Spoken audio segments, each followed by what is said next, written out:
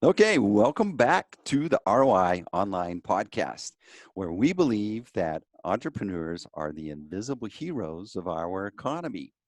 They improve our world with their ideas and their grit, and so we're here to support them and cheer them on. So today, I'm really excited. I want to ask my audience a question. You remember that time that you did something that was totally out of character? It was so out of character that when the people that knew you asked you, what in the world were you thinking?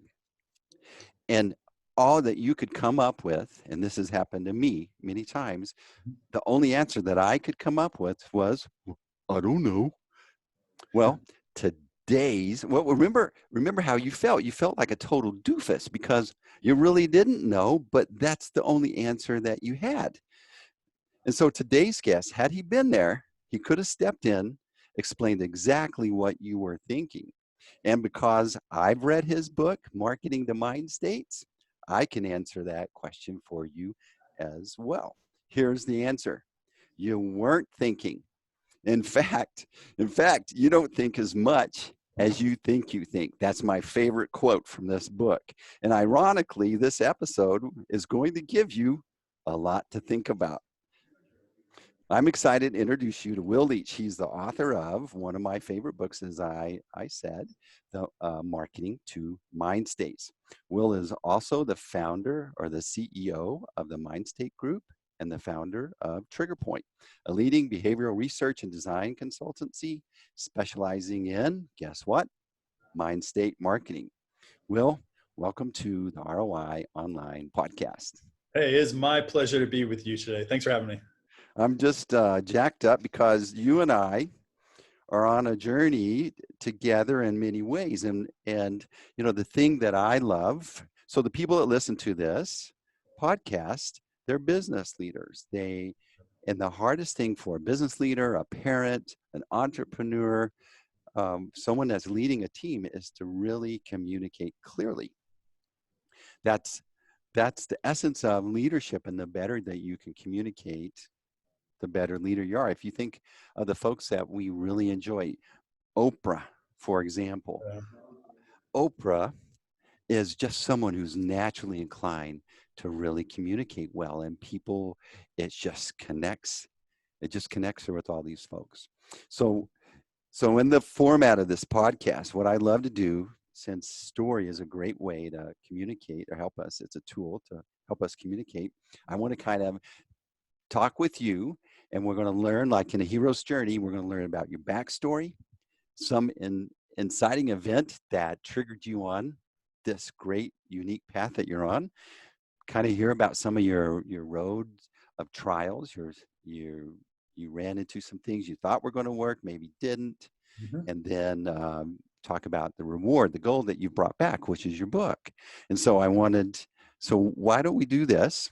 And just let's first, the backstory is a way and a story to help people figure out why they should listen and what value this person is. So that's why we want to do the backstories, because I'm telling you, I just dig your game and what you're doing, and it's so I'm going to shut up now and let people connect with you like I have. All right. Well, hey, thanks again for having me. Yeah, my backstory might be a little unusual for the entrepreneurs who are listening because I actually didn't want to be an entrepreneur. I was forced into it. So my background is when I was in high school, I was a horrible student. I liked girls too much. I didn't think school was very important. And because of that, I went into the military. Now, I came from a military background. My father was in special forces. Both my brothers were in the army, in wars. And so I just kind of assumed I'd go into the military, and that's what I did. And when I went in the military, I learned a few things about myself. And one of the first things I learned out was that I needed to become a man because I was still acting kind of like a boy coming out of high school. And the military has a really good way of making you a man, and they convert you into a man and kind of transform you into a soldier. But on top of that, actually in the military, what I learned was that there are things that are bigger than myself. And it gave me kind of this desire to really stand for something that's outside of myself. And so I ended up leaving the military after 3 years and went to the school.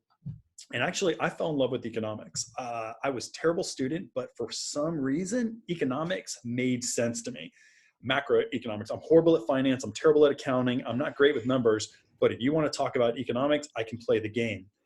I worked in economics. I went from University of Florida, where I studied economics, and I went to grad school at Texas A&M University, where I learned applied economics. So quant jock. And I just understood data and how to look at data in ways to help me understand and predict the future. Now, I was looking at data like futures and weather patterns. I was in economics, but in the food sciences space, and looking at agricultural data for the last 100 years, and I hated it. I couldn't stand it. After like 2 weeks of being at Texas A&M, I thought, I can't do this with my life. I just cannot worry about crop futures. So I had a professor who told me to go to the business school, and that's where I fell into marketing research. So when you realized that this agricultural data stuff wasn't your gig, were you disappointed? I mean, I know you approached that, and just knowing you approached it with this, I'm going to be the best at this, and you had to confront that. Talk about that. Disappointed and scared, because in my head, ever since I went to University of Florida, I said, I'm going to go into the futures markets. I'm going to go to the Chicago Board of Trade and be a millionaire. I'm going to create these models, and I'm going to wear the 3-piece suit. I'm going to do my hands left and right. I'm going to get futures, kind of like a stockbroker. And when I discovered, it was literally the third week of working under a professor, and he was giving me a stipend. Like, I was there to work on data analytics.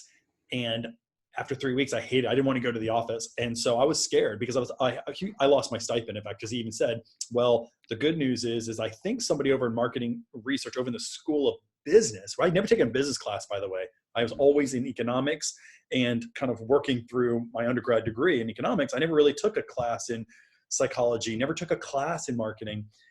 He said, you should go over there, because I know they do something with regressions, is what he told me. He goes, I don't know what they do, but those regressions end up being marketing research. And so, one, I was scared that I lost my stipend, but then two, I went and talked to a professor over in the marketing department. I thought, this is amazing, because I was going to try to understand and predict the most complex system ever devised by God, which was the human mind. Right. And that was to me, it blew my mind that there are people out there that were talking to people and trying to understand what makes them tick, what makes them take certain decisions in one direction versus another. And I'd never heard of these concepts. I never took psychology, never took sociology, and I fell in love. And so, scared, but then within about a semester, I thought, this is what I want to do with my life. I knew it. I didn't know what I was going to do, but I knew that this was where I wanted to take my life. So was that behavioral sciences? What did they call it at that time? They called it marketing research. And back then, they weren't even thinking about behavioral sciences and behavioral psychology. This is back in 1997, where it's funny, but the two social sciences were not talking to business schools that much back then. They really weren't. And so I was learning marketing research around ask people what they want, ask them what they're going to do in the future, ask them if they like this ad.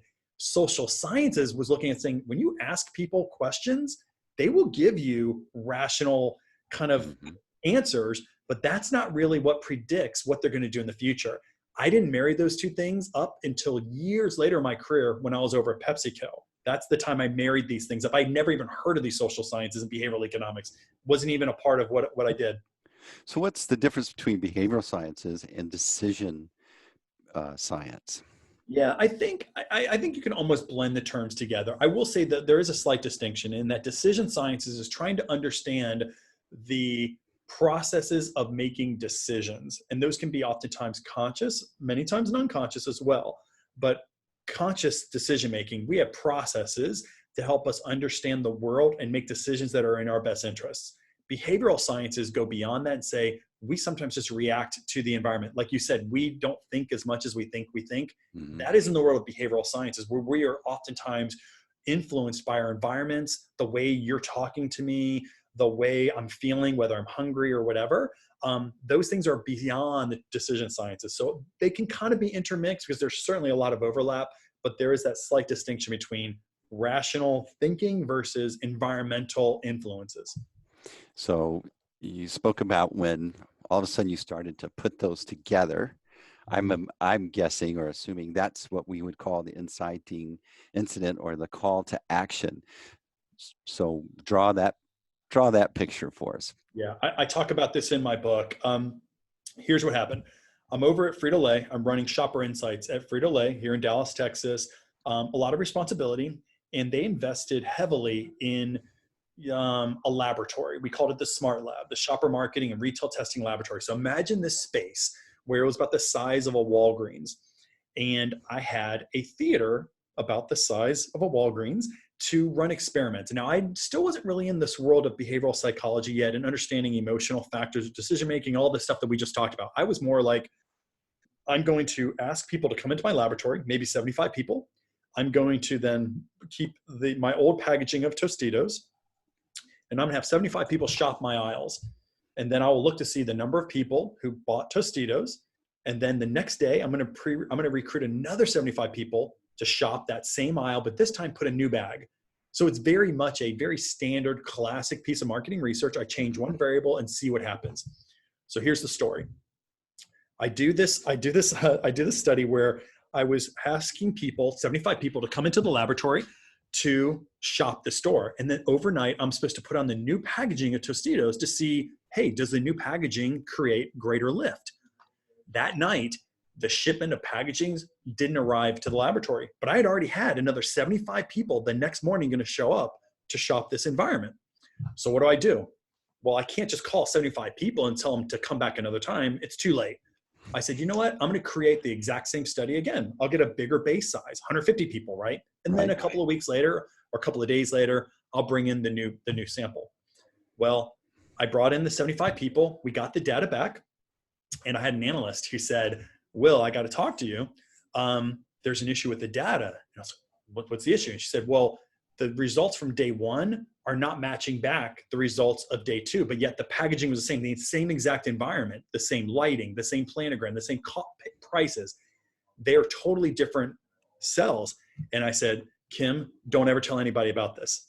Don't say a word. Yeah. Because in my world, that's not supposed to happen. Rational economics, right? Traditional economics say that nothing should have changed. I had the same variables. What should have changed? Like, people should have still been making the cost benefit analysis of this Tostitos bag, and it wasn't the same.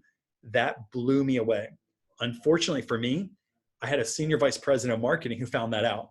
So I couldn't keep the secret. I had to figure this out, right? And he said, hey, Will, your monthly budget or your yearly budget is $5 million. And if you can't tell me what's reality, whether it's day one or day two, then we have an issue with the lab. And he basically, in not so many words, told me, you have about a year to figure this out. And that's when I started thinking, well, what can I control for? Mm-hmm. Emotion. I couldn't control for the emotions that people were feeling or the environment that they were coming into my laboratory for. And that was my first introduction to reading about this whole science around behavioral sciences. And I read the classic Daniel Ariely's book that everyone in my genre reads, and they got, this world of rational decision-making is wrong. And that was kind of the beginning of this whole journey for the next 3 years, where I just had to understand behavioral psychology in shopper marketing. That's crazy to think what was at risk there. And here it had upset your whole paradigm to think that you do this A test, now I'm going to do the B test, and then there's my results. Yep. And how long have you been doing that? At that point, I was in my career for about 12 years. Oh my gosh. And it's still happening today. There is the vast majority of marketing research still asks people to tell me what you think. Tell me how you're going to behave in the future. It's still based upon these old models, but there's a whole new kind of golden age of behavioral understanding now that says asking people for what they want is not necessarily, doesn't mean it's always wrong, but it's not necessarily right. And that world didn't exist in the first 12 to 15 years of my entire research career. I'd never heard these concepts before. So what emotions were you going through when you realized that what you had believed wasn't true? The first thing is like frustration and the pain of knowing that I'm still paying off student loans for sciences that I no longer believed in, right? Economics. But at the same time, when I read Ariely's book, it made sense to me emotionally. Like, even though the science that I had learned in my master's degree and through the first 10 years of my career, through very intelligent, bright people, the best companies in the world we hired at PepsiCo, I I knew intuitively that he was right. He didn't, I didn't have any evidence, but I'm like, this guy, he knows. Because when you read and when you really think about how we make decisions, and he just kind of brings it out in a very popularized book, and now there's many of these books, right? That was actually, I felt like I just was introduced to a brand new world that had never been, I was never been exposed to. But with that world, I wanted to dig in immediately. So I got excited and I buried myself into reading every book, every paper I could, because the more I read, the more questions I had. And it just created this entire new momentum of my career and my passion, a whole new lens. I was looking at marketing research and marketing through, frankly. So through that process, you came up with a thesis or some prototype in your mind, Yep. right? And so Yep. then you go to testing it. So probably some ups and downs, back and forth. Yeah, Yeah. let's Well, hear about that. what happens is, as you read these sciences, you'll get caught up into reading just one science. And for me, it was behavioral economics, a concept that Danny Ariely writes about in that book. So I read about behavioral economics, and let me give an example. One of the things in behavioral economics will be this: there's a heuristic, or there's a rule of thumb that many times we will use to make a decision quicker and faster, right? So for instance, so they study these rules of thumbs, and they study these triggers that get people to not think, but just to act. That's what behavioral economics does. So I'm sitting there, and one of the ideas is called scarcity effect. And this idea that we place value on things that we believe are scarce in nature. Hmm. So great. So Ariely talks about that. There's other authors and other academics that talk about this. So I'm sitting there in the world of the real world, in the real world, where I'm helping to sell chips, and I have competitors. And what happens if we both use coupons that say limit to, right? That's scarcity. Hmm. So in my head, behavioral economics doesn't account for the fact that, well, what differentiates one scarcity versus another? I was like, well, there's another science, and it has to be goal theory. Like, what drives me to choose one brand over another if we both have the exact same heuristic, right? So I was kind of, since I'm in the real world, the real business world, I didn't have to study one behavioral science for 2 decades like most academics do. They study one science for 2 decades and become experts in that. I didn't have that limitation. I got to find 4 different social sciences and find the bridges. And I realized these guys aren't talking to the guys who are talking about motivational science are not talking to the behavioral economists. And the behavioral economists are not talking to the people who are studying goal theory. I'm looking at this stuff and saying, oh my gosh, they all touch on a very important part of understanding our decision-making and our behaviors. So here's the story of when I thought, man, I've got something big here. So remember when, the fact of the matter is, I did a study that by all accounts should have gotten me fired, which was the Tostitos study, right? Because I couldn't tell what was reality. And I had a lot of, people who supported me at Pepsi, and they said, you just got to go figure it out. Here's when I figured this thing out. When I kind of merged these sciences together. And what it was actually a study that I also write about in the book, and I won an award for this project at the very end, a very prestigious award in terms of behavioral science marketing, which catapulted me into starting my own company. So this time I'm still at PepsiCo. I'm still a marketing researcher struggling with this whole social science and all this stuff. And I read a study from Yale from a guy by the name of Ravi Dar that talks about this concept that when we bundle products, so let's say, for instance, if you're going to go into a grocery store and they say, hey, if you buy this one product, you can buy another product. And together, if you buy both at the same time, you can get a discount, right? Mm-hmm. So it's classic bundling. We all do it all the time. So PepsiCo would sell chips and sodas under a bundle. Hey, buy both of these together for a lower price. Kellogg's does the same thing, Pop-Tarts and cereal. So people bundle products all the time for a discount. Here's what Ravi did. He looked at a totally different industry and he said, what if rather than placing both items together for one low price, what if instead of that you said, you know what, I'm going to not discount the bundle. I'm going to discount the item within the bundle that you feel guilty about. And that's a totally different way of thinking about it. It's the same discount, but what if you felt guilt about maybe it's a nice chunk of chocolate that you shouldn't be eating, but if you discount the chocolate in the bundle, Mhm. what if I did that? I can now get the discount, but also you can make me feel less bad about myself. You can discount sin, right? Mhm. They call this concept hedonic bundling. I read it about cars and I thought, oh my gosh, I could do hedonic bundling because I know that there are people who feel guilty about eating chips or drinking sodas or things like that. So I did a basic study to understand which items within the PepsiCo portfolio had a high hedonic charge, meaning there's a lot of emotional arousal to it, but people feel a little bit, guilty Guilty. for eating, right? Snacks are great about that. They're great indulgences. So I did a basic study. I took two concepts. One concept, you buy soda and chips and put them both together for one low price. The second concept I ran is I said, buy sodas and chips, save 70 cents on the soda. Mhm. Rather than saying save both and get both together for $1.99 or whatever it was, I said I took the exact discount, placed it on the soda, and I saw a 20% lift in sales almost immediately. I didn't do anything but reframe. I use communications differently. And in my world of economics, that shouldn't matter. Like we Right. should know the discount. I'm getting both together. I save 70 cents either way. But in this case, I was able to tap into an emotion and solve for that emotion.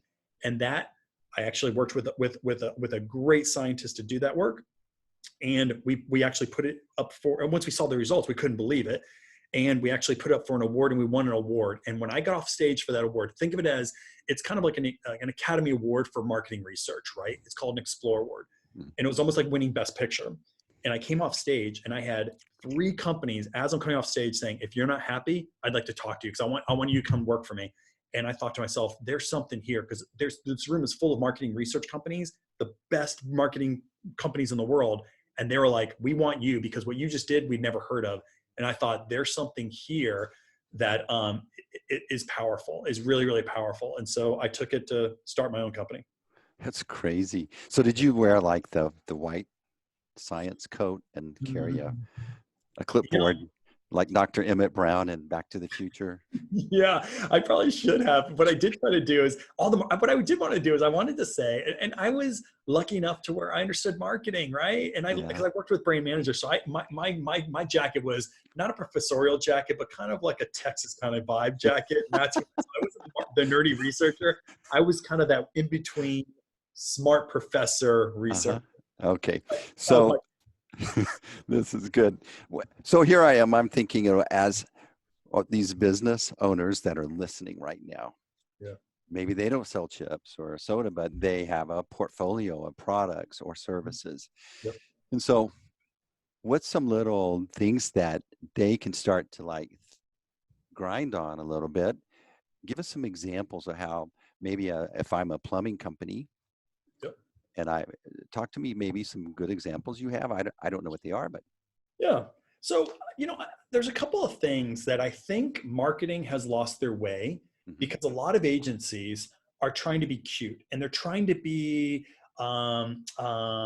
innovative with their words and trying to stand out. But in that ability to be so creative with their words and their taglines, that we forget that people just want to solve the problem in people, their lives, or listen, they have a job to be done, right? people just want to solve problems. Yeah, and I often say that, I tell my team here, I said, guys, at the end of the day, the people we work with, they want to get home at 5 o'clock to watch their kid play t-ball just like we do. That is a problem we can help them with. Even though it has nothing to do with marketing research and agency and me providing consulting services, I can do small things like write up an email for them so that they can send it to their boss explaining what I do just to get them home right early. So there's all sorts of things you provide outside of plumbing in your example. There's all Mhm. sorts of things you can provide. You just don't think in that way.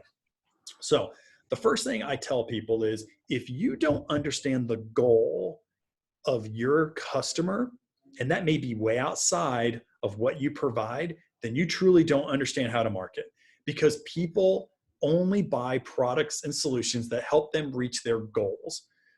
And there are goals that are very functional, like, hey, if you're a plumbing company, I want you to be at my house, or I'm sorry, if I'm a plumbing company, I want to be regarded as a very quality driven plumber, right?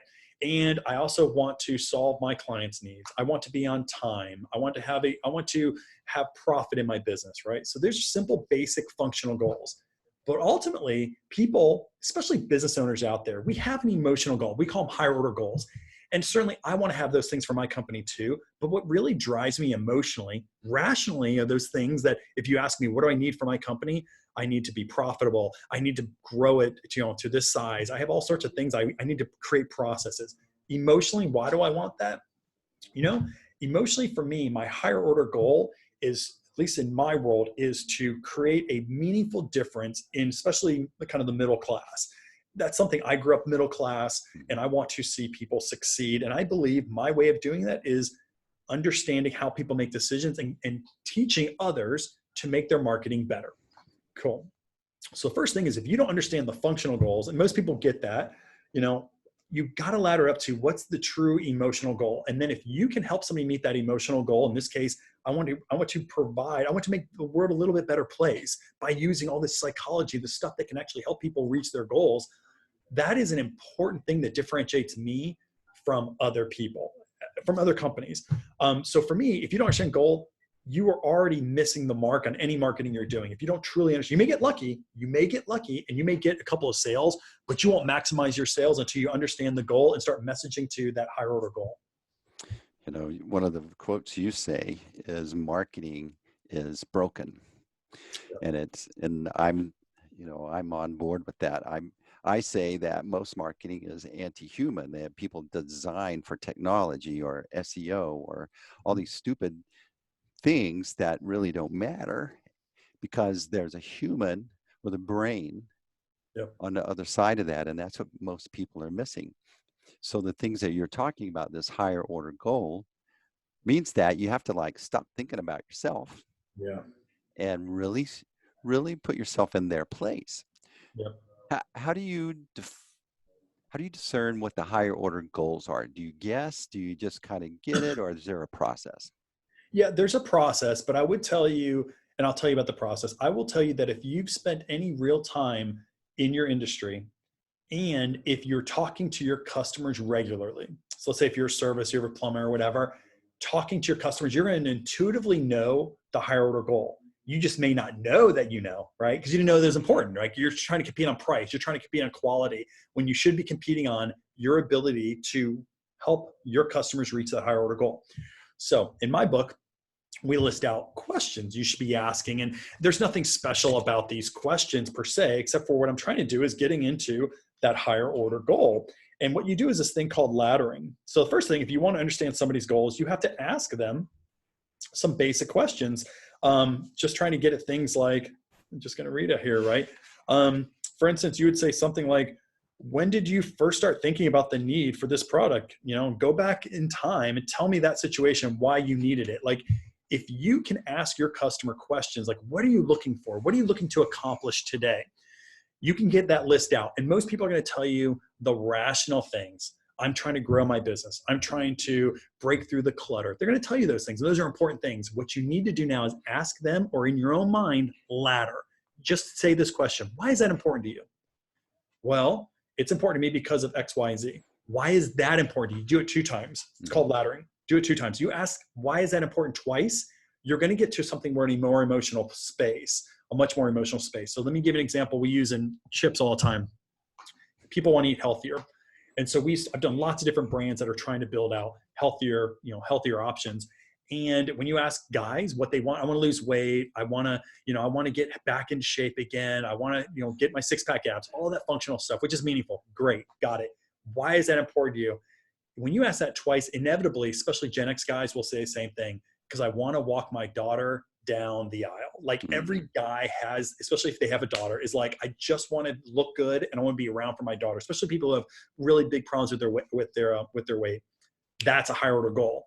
So now I'm not going to compete against all those people like, we can help you lose weight. I can say those words. What I'm going to do with my messaging is start relating it to, we're going to help you do those things that you may miss out on if you don't change your body. You may miss out on being able to have that anniversary trip with your wife. You may miss out on being able to walk your precious daughter down the aisle. And if I can help them reach that, brother, They're going to buy more than products. They're going to buy my vitamins, but they're also going to buy my next product that teaches them how to do weight control. They're going to buy my coaching sessions. Like, they're going to buy whatever it does because I'm tapping into that higher order goal. So ask the question, why is that important, twice? If you can't ask your customers, I get it, then do it yourself. And if you know your customers well enough, your intuition, you'll get to basically the same place. You know, that's so true. I call it themes. You have so many of the same conversations with the same people in whatever business you're in, and they may use a different words or different vocabulary, but the theme starts to be real clear what the theme is. And I talk about it in my book where, it's like those old kung fu movies where the lips are doing this, but the over audio, is the English. The words coming on the audio or don't match what the lips are doing, but it's the same thing. And there's a great book by Chris Voss. It's called Never Split the Difference. Yeah. It's a book on negotiation, but he does a version of laddering where he repeats kind of like, if you said, well, I would like to lose some weight. And so you want to lose some weight? And that opens up, I want to lose some weight because and it makes them feel more safe, and they'll share more insight for you. And you know what the trap is for most of us, because we're in a hurry or we're so focused, we'll just take the first answer and think that that's the real answer, but there's that illogical reasoning that doesn't make sense. I always say, if you lost a sale and everything made logical sense on why they should do this, it's saved them money or was a great fit or was just everything aligned, and you walk away and go, I don't believe that they didn't buy. It's because we didn't really reveal and satisfy the illogical, the emotional thing. Emotional. That's exactly right. And what's funny about that is that if we just would talk to our customers a little more often, you may inadvertently think to yourself, well, somebody must have undercut my price. That may not have happened. You could have actually you may have lost a sale with somebody who actually charged more, but they tapped into the emotional side of that decision, which, by the way, I mean, there's lots of studies that show you that the vast majority of decisions, like you're talking in the 95 percentile of decisions, are made emotionally first. Then they look for the post-rationalization. They look for, and you're also low price, and you're going to make me look quality. They make the emotional decision first. Well, if you're not talking to your customer and helping them reach their emotional goals, then you're not going to, they made the decision to not use you long before they look at your price anyways. It's a hard concept to get your head around, but there are studies and years of research that are telling you that this is the best way to differentiate yourself, is understanding the emotional goals, those higher order goals that people have, and then tactically talking about those in very unique ways, but ways that create that emotional arousal. So you just feel intuitive. It feels natural to work with you. It's not that hard. It sounds scientifically, it's not. It's super easy, actually. Well, so you always hear this, well, people do business with people they trust. Okay, well, that makes sense. How do you build that trust? Well, you show up on time. You do these little things that convey it without saying it, so to speak. But when you take this exercise and you're connecting with them on an emotional level, even if you ask them, they wouldn't be able to put the words, I just trust him. Or I just trust her, but they feel it. And that's back to what the beginning of this episode is. Well, why did you make that decision? I don't know. It just felt right. Yep. That's absolutely true. That's absolutely true. The more likable you are, the more people will trust you. If you want people to like you, you help them reach their higher order goals and mimic them. Build empathy. You said Oprah, and you said what's great about Oprah is her clarity of communication. I would also tell you that Oprah can build empathy like none other. And people like people that they identify with. And Oprah is actually pretty approachable on many, many different fronts, because when you watch the Oprah show, you just got the sense that she understood you. And you didn't know why. She's in Chicago. You could be in San Diego. Didn't matter, because she was so likable, because she empathized with you. And it's really understanding some real basic things, just like, what are people trying to achieve? And that's only one. There's lots of different things you could do. That's one easy thing that you can do. And I tell my clients all the time, If you don't understand that, you're already at disadvantage. You're already at disadvantage. Here's the thing that's kind of beautiful about your story is this is a legitimate business application. Mhm. This is not a touchy-feely, fun little thing in our world as far as marketing. When you say marketing's broken, if you're approaching it as this fun little, thing that we might do when we have a little extra money or a little extra time, that's because it's not paying attention to the details that you're coaching us on. Yeah, it's science-based marketing. Like it's science-based investments, actually. If you think of your marketing as an investment, you would ask, just like any other investment, to understand, how is this going to make me money? And I think in marketing, why marketing's broken is that agencies, for the most part, haven't been held accountable. They come up with a cool tagline. They may, want to do a Super Bowl ad, and they haven't been held accountable. Science has changed. Mm-hmm. We now can know the ROI on every single piece of messaging that goes out. It's easy to do. And in fact, most companies are now doing it. So wouldn't you want to understand the science behind it? Like you said, there is science behind this stuff, and there are tactics, and it's all out there in literature. Just nobody's reading that stuff. And that's kind of where my passion was. I read about it and I brought it together into at least a model. There's other models out there, but they're science-based. So you should be thinking about your marketing as an investment, because it is. It's not a cost. I love that. So in the hero's journey, after Mhm. the hero goes through these experiences, they start to get clarity, and so it's called the reward, or they start to bring back the gold, right? And so in your case, it's this book. Yeah. And so when I was reading this book, you had done this cool thing defining the mind states that people are in. Yep. And so I'd always thought about messaging from more of one message for every audience. I mean, and it's very clear, and it's very impactful, and it improves. But when I realized that actually, if I could discern the state of mind that someone was in when they're evaluating the potential solution, if I could define that, then I'm using a force multiplier Yeah. on my content. Love that. So talk to us about what those maybe when that epiphany happened for you and you started to put it down in words and classifications. I bet that was really exciting for you.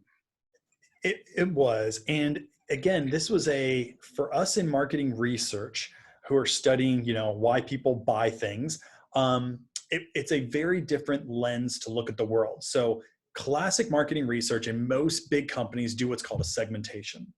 And what they do is they go and they interview thousands of people in the marketplace to figure out personas, so they will create a persona around this is the healthy eater, and then this is the indulgent guy. And they'll create these personas with the idea being that we can talk to each persona differently. But imagine this, right? We are all, I imagine that I have hundreds of different personas that I'm categorized under. So Nike probably has their segmentation, and they have me as this type of athlete, right? I'm sure they do. And PepsiCo or Coca-Cola probably has a segmentation on people like me, and I fit into another attitudinal segment. And I'm sure it goes on and on and on, right? And what's important about that idea is that we have personalities. We all do. I have attitudes. I have beliefs. I have values, just like everybody else out there has. And the issue with that is that these personality profiles or these segmentations that all these companies run on me, they identify me as a person. And they give me a little bit of context, like, well, as it relates to being an athlete or as it relates to eating food or whatever, but I'm more complex than that. I'm a father. I have my own business. I have a friend. I go to church. I have a spiritual life. I'm a husband. And so if I am that complex, which I know I am, what's happening is companies are trying to put me under one persona. Yeah. And that's fundamentally wrong, because I'm more sophisticated than that. What I started trying to understand is, what about these moments when I'm making a decision in this category? Now I can take a look at that mind state, the temporary moment where I'm making a decision. If I can understand my mind state in that moment, then I can message to the moment, not the person. Because when you message to the person, we're all variable. Like if my wife yells at me before I go to work, I'm different mind state. I'm not athlete Will. I need to be better husband Will, or whatever. And I That's, think to I'm myself, sorry to interrupt, but I'm yeah, laughing because really the typical marketing, we could categorize it as psycho marketing because you have all these multiple personalities, but you don't know which one's going to show up, right? So let's just do an overall one. That's that's psycho right. marketing. Yeah. That's exactly right, man. And so I start thinking like, if I'm different in these moments, and I start the book off with a moment when Nicholas was born, my son Nicholas was born, I was very different guy in that moment. And I realized that in the moment, I talk about it in the book, I thought, I'm not behaving like I normally would have thought I would have. It's because if you were to talk to me about being the dad, I would have behaved differently than the dad who just had a preemie. Like we just had a kid I was not expecting. And all of a sudden, all those things that I would rationally do as a dad changed in a moment. I thought, that moment matters. Let's go study that moment. That moment, these points called trigger points, I'm under a different mind state, a temporary mind state, but I'm under a temporary mind state. If I can identify that mind state, I can understand Will as a dad, that psycho segmentation, which we all got to have. I'm not saying it's wrong, but what if I overlaid the moment in time of this behavioral psychology of that moment in time? That's what a mind state is. And when I can blend both those together, I get much more effective marketing. So that's what the idea of mind states was. It was in that moment where I started thinking, I got to stop thinking about trying to understand the person. The person's too complex. Remember, we said it's the most Mhm. sophisticated system in all of humanity. God made our minds very sophisticated. But what I can do is don't message to the mind. Let me message to the moment in time, the mind state, and it helps me get to a much more effective place. I love that so much. So here's the thing that I think if you're thinking of this as a way to manipulate someone better, you're totally missing the mark. This is about really connecting and building trust that I understand you. This is an opportunity to build a relationship that's not manipulate someone. And I could just see, well, you were manipulating people to eat chips. Well, that was your job at the time, but what did you do? You came out and now you're helping a business owner figure out how I can build that trust. I People say it all the time, but how do I really, really do it? Mhm. And there's science behind it. There are steps you can take that I want everybody listening to not to know this. It is not over your head. It's not all this behavioral psychology babble. That's why on the book I said the practical guide to applying behavioral design to research and marketing. And one of the first things I did on the introduction, I said, it's for those who don't want to earn a PhD in psychology while reading. This book is for you. And it is, because all these academics have all these big words like decoy effect and hyperbolic discounting. And when you look at it, it's like decoy effect is, oh, pay attention to this area. Or hyperbolic discounting is, oh, people prefer things now. Like when you write it like that, everyone gets it. But we talk in terms of academia. What I'm trying to do is make this more approachable and easier so that everybody out there can use these principles, science-based, but they're actually practical and applicable. And there is a methodology to this stuff. And it's just been sitting in academia until people like me who read all this stuff but came from the business side of things of the world saying, how do you actually apply it? And there's getting more and more books. There's more and more people are like you and I are starting to know that there's science behind it and we can make our marketing much better. And to your point about manipulation, I tell people this all the time. Can you scare somebody into making a decision? You can. It happens. You can scare people to doing it. I will tell you, you can do it one time. And when that fear-based marketing, when you scare somebody into taking a behavior that otherwise they wouldn't have taken, or you manipulate them, they may not be consciously even aware that they were manipulated, but intuitively, they're not going to like you. They're intuitively going to know. We all have that that gut feeling that we can't really know, but we just like something's wrong about that. So you may get that first sale, but brother, loyalty dies. And so I tell people, you can do it. I can totally get you to buy something for the first time. You'll never get a resale on that. So you got to be very careful how you use this stuff because people know and they can pick up on manipulation all day long. People know it. They don't know the words behind it, but they can feel it. So that I call it the bodyguard, our brain. We have three simple parts of our brain, and one of them are the brainstem, and that's called the old brain or the lizard brain or whatever. I'm not a brain scientist, but and so I have to dumb this stuff down, and that's why your book, written to the layperson, not the academic, really resonated with me. But that bodyguard part of the brain Yeah. makes decisions, but it doesn't process language. and it doesn't communicate in language. So that's when we have a feeling, a gut feeling.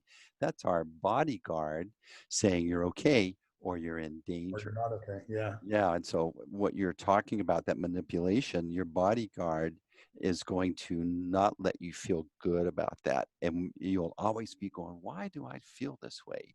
Yep. And it'll grind on you, and it's like a tax. But that bodyguard is sitting there. It's safety first imperative, Yep. and it's evaluating that buying decision, that customer decision experience. It's all in play. Very much so. Very much so. So, so the folks talk to us about who are your perfect accounts. The folks that are listening to this, I would imagine that some are your perfect clients and some would probably not be ready for. I imagine the big brands are like gobbling you up or really chasing you like a paparazzi or whatever. Talk to us about that. Yeah. So, I think about my company, and there are different levels of engagement, right? And like you said, at the very high levels are these massive companies that are really trying to take their messaging and their marketing to a higher level and get stronger ROI. Because the fact of the matter is, there's too much marketing out there. There's too much clutter. There's too many messages. Everyone's trying to take our customers' attention, whether it's our competitors or people that are way outside of our competition.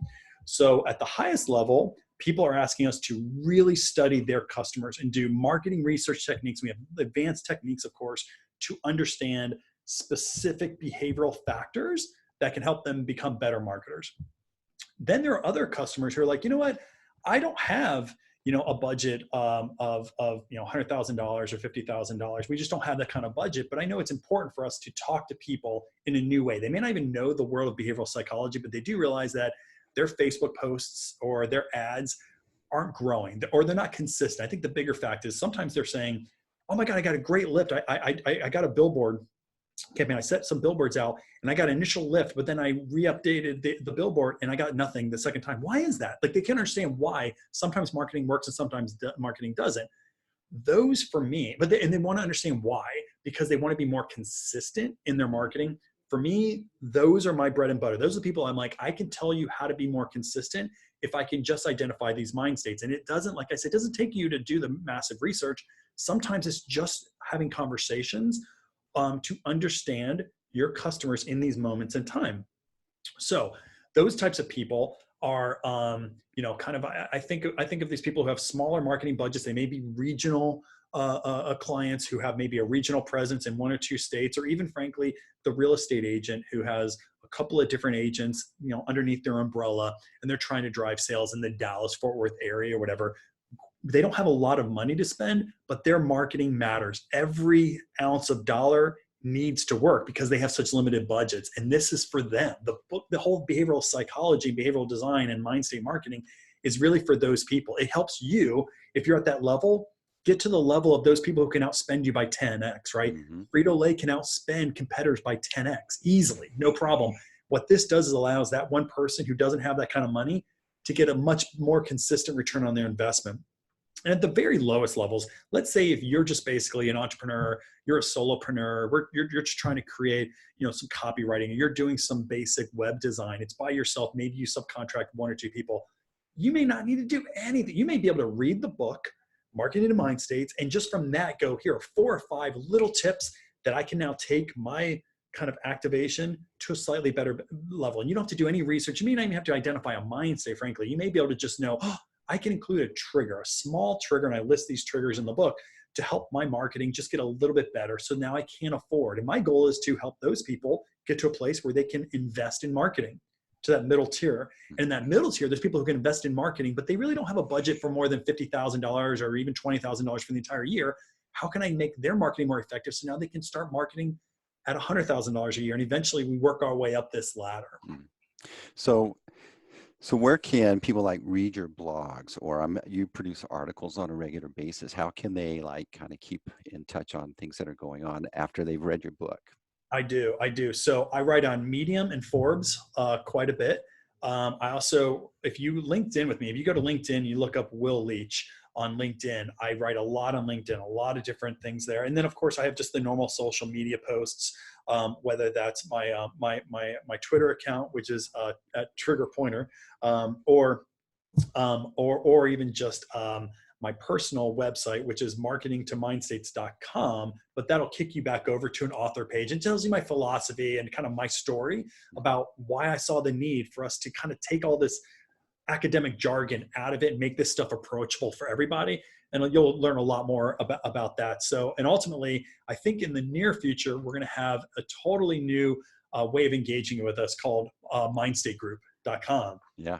So once that's going to bring all of this information together with free resources. Like right now, you can download free resources right into marketingmindstates.com, but I'm going to integrate all of these things into one platform. So if you want to read the book, you can buy the book right there. If you want to take an online course, you can do that. All this stuff will be integrated in the next couple of months. So look for mindstategroup.com in the next couple of weeks, and that'll be our first attempt to bring all these different blogs and all these communications, the Forbes articles, all the free resources, all in one place.